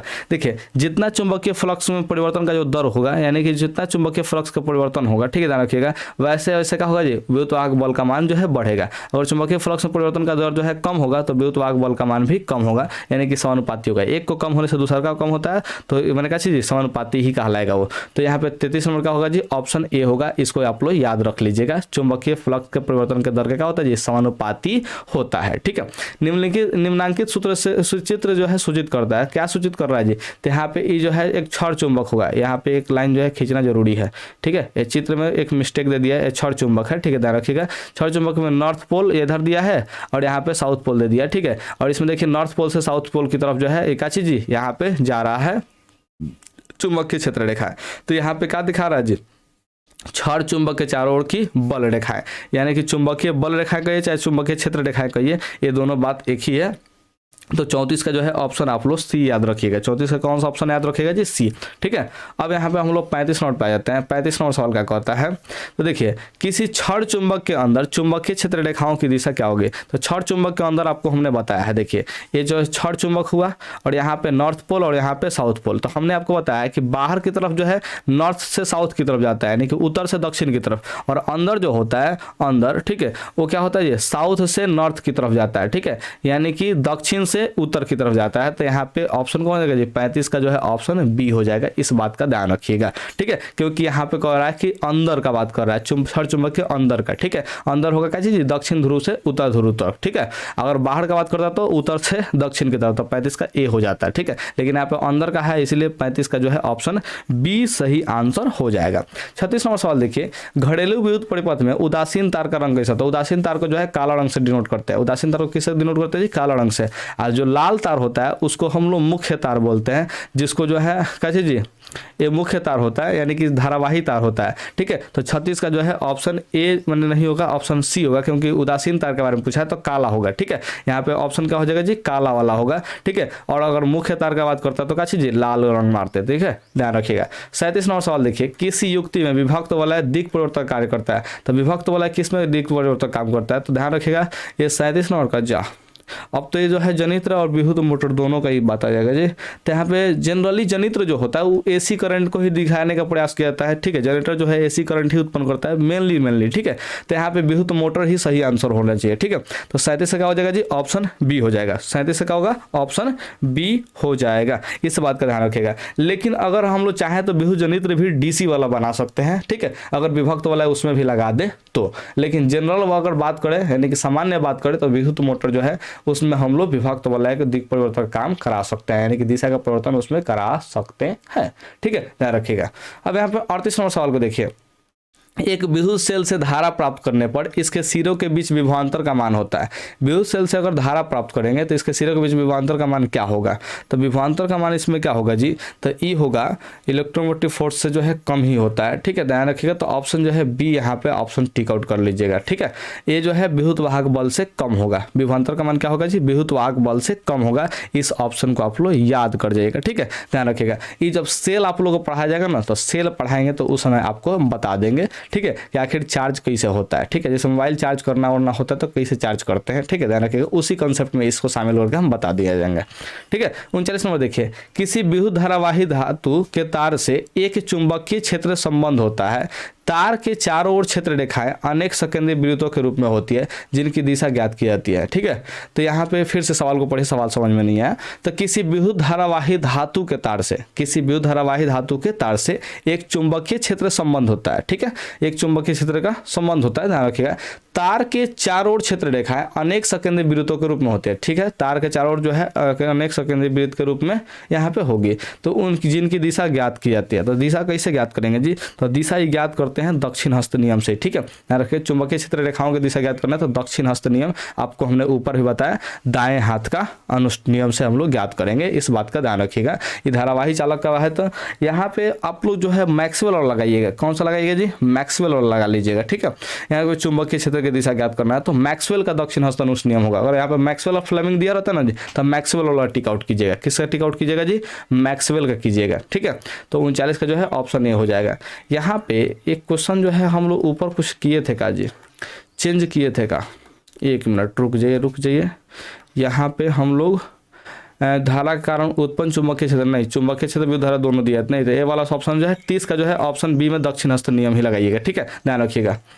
अब यहाँ पे हम लोग आ जाते हैं कैसे जी, ये जो है हम लोग कहाँ तक पढ़ लिए इसमें, ये है 39 तक खत्म हो गया। तो अब देखिए 40 नंबर क्वेश्चन देखिए, ये देखिए इस पर भी 39 नंबर हमने ला दिया है, कोई बात नहीं। 40 नंबर क्वेश्चन हम लोग देख लेते हैं। 40 नंबर क्वेश्चन क्या कह रहा है जी, वह उपकरण जो किसी परिपथ में विद्युत धारा की उपस्थिति संसूचित करता है उसे कहते हैं। तो कोई धारा, कोई तार में जो है धारा है कि नहीं है, इसको कौन बताता है? तो ध्यान रखिएगा, गैल्वेनोमीटर बताता है। हमने आपको पिछले जो है ऑब्जेक्टिव कुछ बताया है ना, उसमें भी बताए थे, इस चीज़ का चर्चा किए थे। वोल्टमीटर जो है वोल्टेज विभवांतर को बताता है। किसको बताता है जी? विभवांतर को बताता है। आमीटर का बताएगा जी, विद्युत धारा की मात्रा को बताएगा कि आखिर धारा कितना बह रहा है, ध्यान रखिएगा। और गैल्वेनोमीटर ये बताता है कि तार में जो है करंट है कि नहीं है, ठीक है। तो गैल्वेनोमीटर जो है ये अपना काम करता है। 41 में कह रहा है कि माइकल फैराडे थे एक प्रसिद्ध क्या चीज थे जी? तो भौतिक शास्त्री थे। कैसे थे जी? भौतिक शास्त्री थे, इस बात का ध्यान रखिएगा। 42वां सवाल देखिए, एक प्रारूपी सौर सेल कितना विद्युत विभवांतर विकसित कर सकती है? यानी कि विद्युत विभवांतर यानी कि विभवांतर कितना उत्पन्न करता है? तो ध्यान रखिएगा 0.5 वोल्ट से लेकर के 1 वोल्ट तक जो है उत्पन्न करता है। 0.5 वोल्ट से लेकर के 1 वोल्ट तक जो है यहाँ पे सौर सेल का जो है, यानी कि एक जो है सौर सेल होता है वो इतना विभवांतर उत्पन्न कर सकता है। कितना ऊर्जा अगर पूछ देता तो क्या करते जी? 0.7 वाट मार दीजिएगा, ठीक है। 0.7 वाट जो है विद्युत ऊर्जा को उत्पन्न करता है एक प्रारूपी सौर सेल, ठीक है। तो अगर विद्युत ऊर्जा का बात करता है, किसका बात करता है जी? विद्युत ऊर्जा का, ठीक है। तो आप लोग याद रखिएगा 0.7 वाट। अब विभवांतर का बात करेगा तो 0.5 वोल्ट से 1.0 वोल्ट यानी कि 1 वोल्ट के आसपास का जो है इसका होता है, ठीक है। तो 42 नंबर का जो है आप लोग ऑप्शन ए याद रख लीजिएगा, क्लियर है। अब यहाँ पे 43 नंबर सवाल पे हम लोग आ जाते हैं। कितना नंबर सवाल पे आ जाते हैं जी? 43 नंबर सवाल पे। और बहुत ही आसान सवाल इधर दिया हुआ है लास्ट में, तो इसको अच्छे से देखते चलिए। 43 नंबर देखिए, जब कुंडली की गति की दिशा चुंबकीय क्षेत्र की दिशा के लंबवत होती है तब कुंडली में उत्पन्न प्रयुक्त धारा ये तो अधिकतम होता है ना, ठीक है। ये क्या होता है जी? अधिकतम होता है, क्योंकि यहाँ पे लंबवत यानी कि 90 डिग्री पर दिया है, ठीक है। तो ये अधिकतम होगा। अगर यहाँ पे कोण जो है लंबवत माना कि 90 डिग्री पर दिया है, 90 डिग्री पर दिया है तो क्या होगा जी? अधिकतम। 90 डिग्री पर दिया है तो क्या चीज होगा जी? अधिकतम, ठीक है, ध्यान रखिएगा। लेकिन वहीं अगर 180 डिग्री पर दे देता तो यहाँ पे ध्यान रखिएगा इस समय न्यूनतम हो जाएगा। क्या हो जाएगा जी? न्यूनतम हो जाएगा, ठीक है। तो इस दोनों कंडीशन को याद रखिएगा। यहाँ पे अगर 90 डिग्री पे कोण पर दिया रहेगा, चुंबकीय क्षेत्र का दिशा का दिया रहेगा जी? 90 डिग्री पर दिया रहेगा, यानी कि लंबवत दिया रहेगा, ठीक है। किसका गति का दिशा? कुंडली के गति का दिशा, ठीक है। अगर 90 डिग्री पर है अधिकतर क्या होगा जी? वहां पे जो प्रेरित विद्युत धारा होगा वो अधिकतम होगा। अगर 180 डिग्री पर होता तो न्यूनतम हो जाता, ठीक है। तो इस बात का ध्यान रखिएगा, याद रखिएगा। 43 नंबर का जो है ऑप्शन ए बिल्कुल सही आंसर है। 44 नंबर देखिए, यह ऐसी विद्युत धारा जो कभी समान काल अंतरालों के पश्चात अपनी दिशा में परिवर्तन कर लेती है उसे कहते हैं। तो समान काल अंतराल के बाद क्या करते हैं जी? दिशा में परिवर्तन हो जा रहा है, यानी कि बार बार दिशा अपना बदल रहा है। कभी प्लस में रह रहा था, कभी माइनस में रहता, कभी माइनस में रह रहा था, कभी प्लस में रह रहा है। तो ऐसे स्थिति में यहाँ पे 44 का जो है ऑप्शन बी टिक आउट कीजिए। प्रत्यावर्ती धारा यानी कि अल्टरनेटिव करंट आप लोग को यहाँ पे टिक आउट कर लेना है, क्योंकि इसका दिशा बार बार बदल रहा है। आधे घूर्णन के बाद बदल रहा हो, चाहे मैंने एक निश्चित अंतराल ले लेता है अपना, उसके बाद जो है अपना दिशा बदल रहा है। तो 44 का जो है ऑप्शन बी हो जाएगा। 45 में देखिए, भारत में उत्पादित प्रत्यावर्ती विद्युत धारा की आवृत्ति अगर पूछेगा तो 50 हर्ट्ज मारिए। कितना मारिएगा जी? 50 हर्ट्ज हम लोग भारत में जो है विद्युत धारा की आवृत्ति जो है उत्पन्न होती है, ठीक है, ध्यान रखिएगा। तो 45 का जो है ऑप्शन ए याद रखिएगा। हम लोग को जो भारत में विद्युत धारा जो भी उत्पन्न होता है उसका आवृत्ति जो है 50 हर्ट्ज ही होता है। एच जेड को क्या कहते हैं जी? हर्ट जो होते हैं, क्या कहते हैं जी? हर्ट्ज, ठीक है, ध्यान रखिएगा, इसको हर्ट्ज पढ़ते हैं। यहाँ पे 46 नंबर देखिए, घरेलू विद्युत परिपथ में विद्युन्मय तार यानी कि धनात्मक तार जो होता है, यानी कि जो है इसका रंग कैसा होता है? तो आप लोगों को तो हमने बताया ही लाल होता है, यानी कि जो मुख्य तार होता है, मुख्य तार यानी कि जिसमें धारा होता है, ठीक है, ध्यान रखिएगा। तो उस जो तार होता है उसका रंग कैसा होता है? लाल होता है। और उदासीन तार का रंग जो है काला होता है। तो 46 नंबर का जो है ऑप्शन ए टिक आउट कीजिएगा, क्योंकि यहाँ पे विद्युन्मय जो है तार का बात पूछा है, ठीक है। अब यहाँ पे 47वां सवाल देखिए, यहाँ पे क्या कर रहा है जी? हमारे देश में विद्युन्मय तार एवं उदासीन तार के बीच का विभवांतर कितना होता है? तो ये जनरली 220 वोल्ट ही हम लोग के भारत में रखा जाता है, ठीक है, ध्यान रखिएगा। कितना रखा जाता है जी? 220 वोल्ट। हालांकि अब तो उपकरण जो है 240 वोल्ट तक जो है आ रहे हैं, ध्यान रखिएगा। और इससे भी ऊपर का जो है वोल्टेज का उपकरण बहुत सारे देखने को मिलते हैं, लेकिन जनरली हम लोग का चीज़ सामान्य रूप से देखा जाए तो 220 वोल्ट का ही हम लोग उपयोग करते हैं, ध्यान रखिएगा। 48 नंबर देखिए, किसी परिपथ में विद्युत धारा अकस्मात विद्युत बहुत अधिक हो जाती है, यानी कि विद्युत धारा उसमें बहुत ज़्यादा बढ़ गया, एक बैग। अकस्मात मतलब अचानक, यानी कि एक बैग बढ़ गया, ठीक है। तो इसे क्या कहते हैं? तो इसको लघु पतन कहते हैं, शॉर्ट सर्किट कहते हैं। क्योंकि जब दो तार जो है ऐसे है, ठीक है, एक बैग आपस में सट जाएगा, ठीक है, एक बैग आपस में सट के क्या होगा जी? यहाँ पे शॉर्ट सर्किट हो जाएगा, यानी कि यहाँ पे विद्युत धारा का मान एक बैग बढ़ जाएगा, ठीक है। तो इसको बोलेंगे हम लोग शॉर्ट सर्किट, यानी कि लघु पतन बोलेंगे। तो 48 का आप लोग ऑप्शन जो है डी टिक आउट कर लीजिएगा। 48 से क्या हो जाएगा जी? डी। ठीक है, अब यहाँ पे 49 नंबर थोड़ा समझते हैं। विद्युत परिपथों की लघु पथन अथवा अतिभारण के कारण होने वाली हानि से सुरक्षा का सबसे महत्वपूर्ण युक्ति क्या है? तो फ्यूज लगा लीजिए। शॉर्ट सर्किट अगर चाहे अतिभारण हो रहा है यानी कि ओवरलोडिंग हो रहा है तो दोनों ही स्थिति में फ्यूज अपना जो है काम कर लेता है। तो 49 से क्या मारिएगा? ऑप्शन बी टिक आउट कर लीजिएगा। 50 नंबर देख लीजिए। दिक सूचक की सुई होती है। तो दिक सूचक यानी कि दिशा को जो सूचित करता है यानी कि दिशा को जो बताता है उसका सुई कैसा होता है? नाल चुंबक नहीं, गोल तो नहीं होता है। ठीक है, ध्यान रखिएगा। छड़ चुंबक, जी हाँ छड़ चुंबक होगा यानी कि लंबा होता है। ठीक है, जो कि अगर स्वतंत्र रूप से लटका दे तो क्या चीज, एगो सिरा नॉर्थ की तरफ रुकेगा और एगो सिरा जो है दक्षिण की तरफ यानी कि साउथ की तरफ रुकेगा। ठीक है, तो ये छड़ चुंबक होता है। कौन सा चुंबक होता है? छड़ चुंबक, जो कि एक सिरा उसका उत्तर बताता है और दूसरा सिरा जो है दक्षिण दिशा बताता है। इस बात को ध्यान रखिएगा। तो दिक सूचक के सुई में कैसे का प्रयोग करते हैं? छड़ चुंबक का प्रयोग करते हैं, नाल चुंबक का प्रयोग नहीं करते हैं। ठीक है, 51 नंबर देखिए। चुंबकों के सजातीय ध्रुव परस्पर क्या करता है? सजातीय ध्रुव प्रतिकर्षण करेगा। अगर विजातीय लिख देता है, क्या करता है जी? विजातीय लिख देता है। तो विजातीय लिख देता है तो ऐसे स्थिति में ध्यान रखिएगा आकर्षण हो जाता है। क्या होता है जी? आकर्षण, यानी कि प्लस और माइनस, इसमें तो ठीक है ना जी, क्या बोलते हैं जी? चुंबक है तो चुंबक है तो नॉर्थ और साउथ जो है कैसे जी? नॉर्थ और साउथ दोनों अलग अलग हो तो इसमें आकर्षण बल रहेगा। कौन सा बल रहेगा जी? आकर्षण बल। यहाँ पे हम लिख देते हैं, थोड़ा सा बढ़िया से समझिए। यहाँ पे अगर नॉर्थ हो और साउथ हो, ठीक है, तो इन दोनों के बीच जो है आकर्षण बल रहेगा। क्या लगेगा जी? आकर्षण बल लगेगा। ठीक है, लेकिन दोनों तरफ ही अगर नॉर्थ हो, दोनों तरफ का हो जी? नॉर्थ हो, अच्छा दोनों तरफ जो है साउथ हो, ठीक है, ध्यान रखिएगा प्रतिकर्षण लगता है। कौन सा बल लगेगा? प्रतिकर्षण बल लगेगा, यानी एक दूसरे को दूर भगाएगा। यानी कि जब सेम सेम हो तो दूर भगाएगा और अलग अलग हो तो क्या करेगा जी? आकर्षण करेगा। ठीक है, तो इसको आकर्षण करेगा। अगर सजातीय ध्रुव होगा तो बोले सजातीय ध्रुव होगा तो प्रतिकर्षण, और विजातीय ध्रुव होगा तो आकर्षण। ठीक है, तो 51 का जो है आप लोग ऑप्शन बी टिक आउट करके रख लीजिएगा। अब यहाँ पे 52 नंबर पे आ जाते हैं। 52 नंबर क्वेश्चन क्या कह रहा है? ठीक है, इसको जूम कर लो। तो 52 नंबर क्वेश्चन कह रहा है कि किसी चुंबक के चारों ओर का वह क्षेत्र जिसमें उसके बल का संसूचक किया जा सकता है उस चुंबक कहलाता है। ठीक है, क्या कह रहा है जी? किसी चुंबक के चारों ओर का वह क्षेत्र, ठीक है, कोई चुंबक है, इसके चारों ओर का जो है यानी कि यहाँ पे क्षेत्र का बात कर रहा है जिसमें उसके बल का संसूचक किया जाता है। ठीक है, यानी कि इसके आसपास का जो है कैसे जी बल महसूस किया जाता है, चाहे बल को सूचित करने के लिए जो दिखाया जाता है वो क्या कहलाता है? तो ये क्या होगा जी? चुंबकीय क्षेत्र रेखाएं होंगे। कौन सा रेखा होगा जी? चुंबकीय क्षेत्र रेखाएं होगा, यानी कि 52 का जो है ऑप्शन बी सही आंसर हो जाएगा। ठीक है, क्योंकि इसके आसपास जो है चुंबकीय क्षेत्र दिखाते हैं और चुंबकीय क्षेत्र ही क्या दिखाता है जी? चुंबक का बल दिखाता है। क्या दिखाता है जी? बल दिखाता है, तो उसी को संसूचक बोला है। ठीक है, ध्यान रखिएगा। तो अब यहाँ पे 53 नंबर समझिए। चुंबकीय क्षेत्र एक ऐसी राशि है जिसमें होता है, तो चुंबकीय क्षेत्र में परिमाण भी होता है और दिशा भी होता है। यानी कि जो कि चुंबकीय क्षेत्र का चीज नॉर्थ से साउथ की तरफ जाती है बाहर, और अंदर कहाँ जाती है जी? साउथ से नॉर्थ की तरफ जाती है, ये आपको पता है। ठीक है, तो यानी कि उसका दिशा भी हुआ और कुछ ना कुछ परिमाण होता है क्योंकि वो बल को डिसाइड करता है। ठीक है, तो बल दिखाएगा तो क्या चीज उसमें कुछ ना कुछ तो परिमाण होगा ना, तो यानी कि ऑप्शन ए और बी दोनों को जो है सूचित करता है, ध्यान रखिएगा।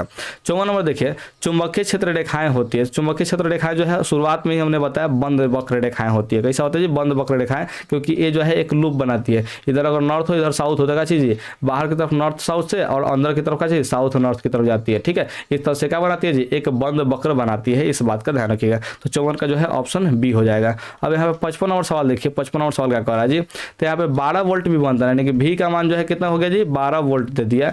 दो बिंदुओं के बीच जो है 2 कूलम आवेश हो रहा है, यानी कि क्यू आवेश का मान कितना दे दिया जी? 2 कूलम आवेश दे दिया। इसको ले जाने पर कितना कार्य किया जाएगा? यानी कि डब्लू का मान पूछा है, तो डब्लू का सूत्र क्या होता है जी? भी क्यू होता है। तो यहाँ पे भी का मान 12 है, क्यू का मान जो है 2 होता है, 12 दूना के 24 जूल हो जाएगा। ठीक है, तो यानी कि ऑप्शन जो है कितना हो जाएगा जी? ऑप्शन डी हो जाएगा। तो इस सूत्र से आप लोग याद कर लीजिएगा। सूत्र आपको बताया गया है डब्लू बराबर भी क्यू। भी का मान 12 है, क्यू का मान 2 है, तो 12 में 2 से गुना होगा तो 24 जूल हो जाएगा। इस बात का आप लोग ध्यान रखेंगे। ठीक है, तो यहाँ पे 55 के बाद जो है हम लोग चले आते हैं सीधे सीधे 56 नंबर पे।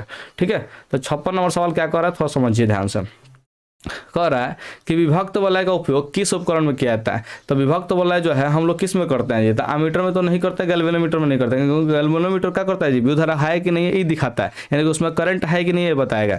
एमीटर का करेगा उसमें विद्युत धारा कितना है इसको माप देगा। ठीक है, अब जनित्र अब मोटर का अगर बात करते हैं तो जनित्र जो है नॉर्मली हम लोग एसी का ही दिमाग में आता है। ठीक है, यानी कि जनित्र जो है मूलतः एसी करंट वाला ही बनाया जाता है। ठीक है, तो इसका भी हम लोग उपयोग नहीं करेंगे। तो विभक्त वाला जो है किस में लगता है जी? विद्युत मोटर लगा लगा सकते हैं क्योंकि यहाँ पे डीसी मोटर बनाया जाता है, ठीक है। और बहुत भारी भरकम मैंने क्या चीज़, बहुत भारी भरकम कहने का मतलब क्या चीज़, बहुत बड़े लेवल पर जो है विद्युत मोटर का जो है डीसी मोटर जो होता है उसका उत्पादन किया जाता है, चाहे बनाया जाता है, ठीक है। तो विभक्त वलय का उपयोग किस में होता है, विद्युत मोटर में। हमने एक सवाल पीछे भी बताया है इस पर आधारित, ठीक है, ध्यान रखिएगा। तो 56 का जो है ऑप्शन ए आपका बिल्कुल सही होगा। लेकिन इसमें एक चीज़ जरूर मेंशन कर लीजिएगा, ये होगा डीसी मोटर, ध्यान रखिएगा, डीसी विद्युत मोटर याद रखिएगा, ठीक है। अगर एसी डीसी में फर्क करने के लिए कह दे, अगर डीसी विद्युत जनित्र भी दे दे, ठीक है, ध्यान रखिएगा, तो डीसी विद्युत जनित्र भी हो जाएगा।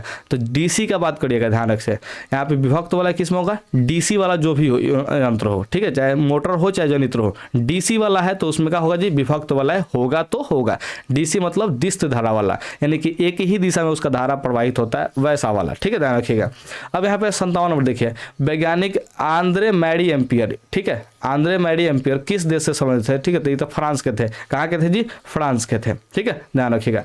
यहाँ पे अगला कह रहा है कैसे जी, 58 नंबर, वह युक्ति जो परिपथ में विद्युत धारा के प्रवाह को उत्क्रमित कर देती है, उत्क्रमित यानी कि उल्टा कर देती है, पलट देती है, ठीक है, ध्यान रखिएगा, विद्युत धारा को, तो यानी कि विद्युत धारा की दिशा बदल देती है। सिंपल सा बात यही ना कह रहा है जी कि विद्युत धारा की दिशा क्या करती है जी, बदल देती है। तो क्या कहेंगे उसको, दिक् परिवर्तक कहेंगे। क्या कहेंगे उसको, दिक् परिवर्तक, ठीक है, यानी कि दिशा बदल देती है विद्युत धारा का, ठीक है।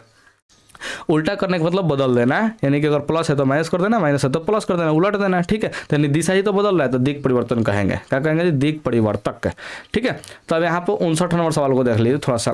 कह रहा है कि वह नर्म लोहा का क्रोड, ठीक है, जिस पर कुंडली को लपेटा जाता है तथा कुंडली दोनों मिलाकर कहा जाता है, आर्मेचर बनाया जाता है ना जी, नर्म लोहा क्रोड होता है, ठीक है, नर्म लोहा क्रोड। इस पर क्या चीज़, बहुत सारा जो है चालक तार जो है लपेट देता है, इसको कुंडली बोलेंगे, ठीक है। अगर लपेट दिए तो क्या बन जाएगा जी, ये जो है आर्मेचर कहलाएगा। सबको मिला देंगे तो क्या कहलाएगा, आर्मेचर कहलाएगा। तो 59 नंबर का जो है ऑप्शन बी होगा, जो कि आप लोग देखते होंगे, पंखा होगा खोल के देखिएगा, उसका मोटर जो होता है ना, बीच में आर्मेचर लगा होता है, उसमें बहुत सारा जो है तांबा का तार लपेटा हुआ था, बहुत ज़्यादा लपेटा हुआ होता है, ठीक है। तो 59 का जो है ऑप्शन बी हो जाएगा। 60 नंबर देखिए, विद्युत धारा के चुंबकीय प्रभाव की खोज किसने किया था, तो ये तो ओस्टेड ने किया था, सबको पता है, ठीक है। कौन किया था, ओस्टेड ने किया था। कौन किया था, ओस्टेड ने, ठीक है, ध्यान रखिएगा। 61 नंबर सवाल देखिए, विद्युत मोटर परिवर्तित करता है।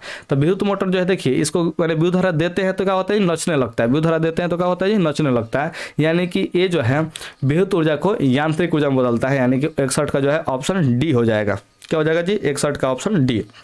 विद्युत धारा जो है उसको देंगे तो नचने लगेगा, यानी कि यांत्रिक ऊर्जा में बदल देगा, ठीक है।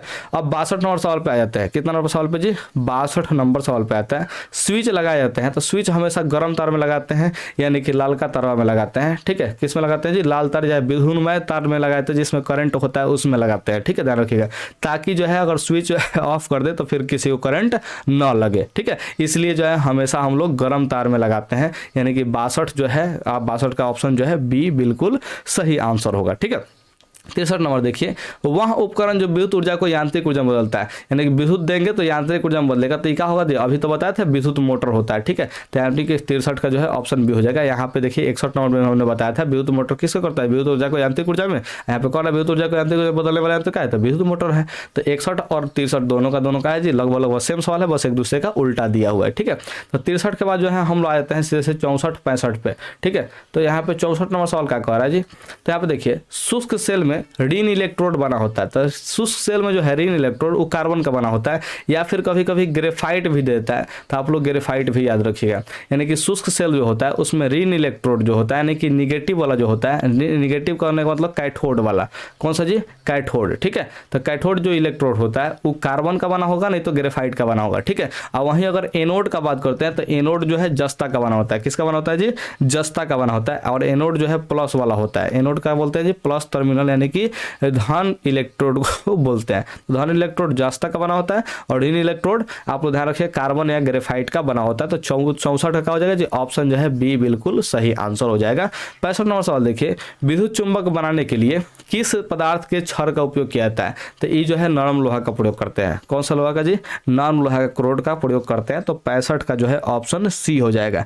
65 का हो जाएगा जी ऑप्शन सी। 66 नंबर देखिए, डीजल का उपयोग किया जाता है। तो भारी वाहन वाला जैसे ट्रक व्रक हो गया उसमें डीजल का उपयोग करेंगे, रेल के इंजन में भी प्रयोग होता है, विद्युत उत्पादन में भी डीजल का प्रयोग कर सकते हैं। तो इनमें से सभी हो जाएगा, क्या हो जाएगा जी, इनमें से सभी सही आंसर हो जाएगा, क्योंकि सभी में हम लोग डीजल का प्रयोग कर सकते हैं।